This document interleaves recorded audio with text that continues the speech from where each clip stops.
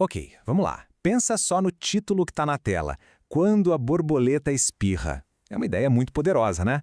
A questão é, como que uma coisinha de nada, um evento minúsculo lá do outro lado do mundo, pode causar um efeito dominó global, principalmente quando o assunto é a nossa saúde? E é aí que a gente chega no ponto central de toda essa conversa. Será que saúde é só uma questão individual? Tipo, uma meta pessoal, responsabilidade de cada um e pronto? Ou será que o nosso bem-estar, na verdade, está ligado numa rede, uma teia muito, mas muito maior? Porque, vamos ser sinceros, a nossa saúde está totalmente conectada com o que está acontecendo no mundo. A gente está falando de pandemias, guerras, crise ambiental. É isso, é como um espirro global. Não dá para segurar, não tem fronteira que pare. Para a gente entender essa conexão, tem um conceito-chave, os determinantes sociais da saúde. E o lance é o seguinte, olha que doido.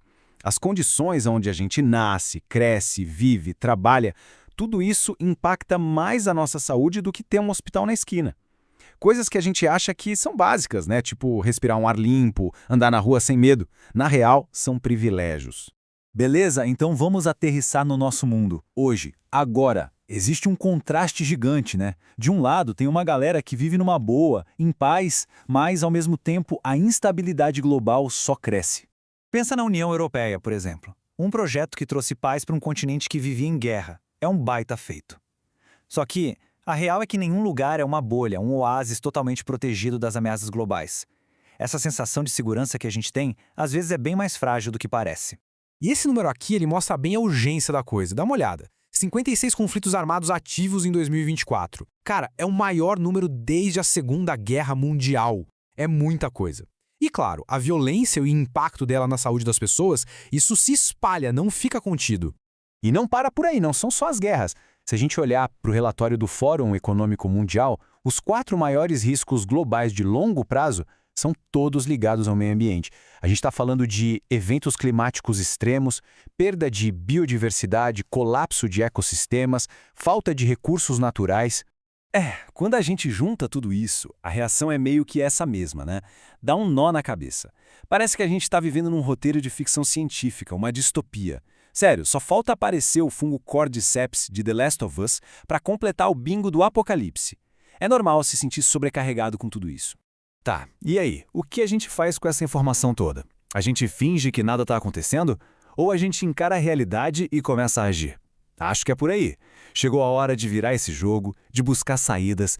Mas calma, antes de sair correndo, vamos fazer uma pausa. Sério, respira fundo, tira um momento para olhar em volta, ouvir uma música, sei lá, só para estar aqui, agora. Esse ato simples já é o primeiro passo para a gente retomar um pouco o controle.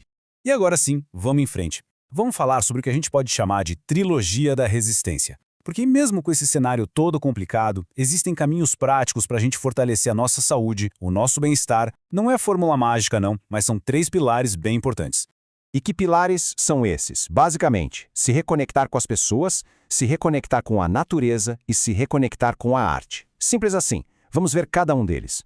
O primeiro pilar, então, é se reconectar com os outros. Tem um estudo de Harvard, o mais longo já feito sobre felicidade, que é incrível, e a conclusão dele é clara. O que dá sentido para a vida não é grana, não é fama, são as nossas relações, os laços que a gente cria. Afinal, a gente é bicho social, né?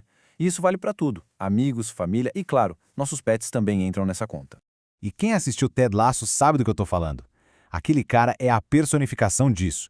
O jeito que ele usa a empatia, o otimismo, a gentileza, ele consegue quebrar o gelo até nos lugares mais cínicos. É um lembrete sensacional de que um gesto bacana pode mudar o dia de alguém e que, no fundo, tá todo mundo travando uma batalha interna que a gente nem imagina. Agora, o segundo pilar, se reconectar com a natureza. E olha só esse gráfico. Ele mostra uma tendência clara. A gente está vivendo cada vez mais em cidades, cada vez mais longe do verde. Tem uma série de ficção científica, The Expanse, que mostra bem as consequências disso, de uma vida em ambientes 100% artificiais. É um baita alerta sobre o que a gente pode estar perdendo. E o mais legal é que isso não é papo de abraçar árvore. A ciência está aí para provar o poder dessa conexão. O contato com a natureza de verdade reduz estresse, baixa o cortisol. Olha, muitas vezes é mais eficiente que o monte de suplemento que a gente vê por aí. E não precisa de muito, sabe? Pode ser ir num parque, ter umas plantinhas em casa, fazer uma trilha no fim de semana. O importante é essa reconexão. E chegamos no nosso terceiro e último pilar, a reconexão com a arte. Quem viu a série de Leftovers, por exemplo, sabe como ela é genial em mostrar como a gente lida com perdas com o que não tem explicação. A arte tem esse poder, né? De ajudar a gente a dar nome, a processar sentimentos que as palavras sozinhas não dão conta. É uma forma de encontrar algum sentido no meio do caos. E quando eu digo que a arte salva vidas, não é a força de expressão. É literal. Olha esse exemplo. Um estudo mostrou que uma música do rapper Logic, que tem no título o número de um telefone de prevenção ao suicídio, foi ligada diretamente a um aumento nas chamadas para essa linha e a uma queda de, estima-se, 245 suicídios. O impacto é real, dá para medir. E essa ideia está ficando tão forte que já virou política de saúde pública. Não é mais uma coisa alternativa, sabe? A própria Organização Mundial da Saúde tem uma iniciativa chamada Arte e Saúde que apoia projetos sensacionais pelo mundo. Pensa só, tem os doutores da alegria, né, os palhaços em hospitais, tem aulas de dança para quem tem Parkinson. A arte está sendo usada como uma ferramenta de saúde. Isso é muito poderoso. Ok, a gente falou de coisas que podemos fazer no nosso dia a dia, e isso é super importante. Mas os grandes desafios globais, eles são tipo a sombra de Mordor se espalhando em O Senhor dos Anéis. Não dá para um hobbit resolver sozinho, é preciso um esforço coletivo. A gente precisa pensar uma saúde que seja de todos. E essa forma de pensar em conjunto tem nome. É o conceito de One Health, ou saúde única. A ideia é bem simples, mas revolucionária. A saúde das pessoas, a saúde dos animais e a saúde do planeta. Tá tudo amarrado. É uma coisa só. Se um rio está poluído, se uma doença nova aparece nos animais, isso vai ter um impacto direto na gente. Não tem como separar. Se a gente fosse montar a Sociedade do Anel hoje para lutar contra esses problemas, ela seria a Comunidade da Saúde Única. Só que em vez de hobbits, anões e elfos, a gente teria veterinários, médicos, ambientalistas, sociólogos, urbanistas, todo tipo de especialista trabalhando junto. Porque no fim das contas, a real é essa. Tá tudo conectado. E para fechar, fica essa provocação. Em vez de um anel para todos governar, será que o que a gente precisa mesmo é de uma só saúde para todos proteger? Fica aí a reflexão de como a gente pode juntos, de verdade, construir um futuro mais saudável para todo mundo.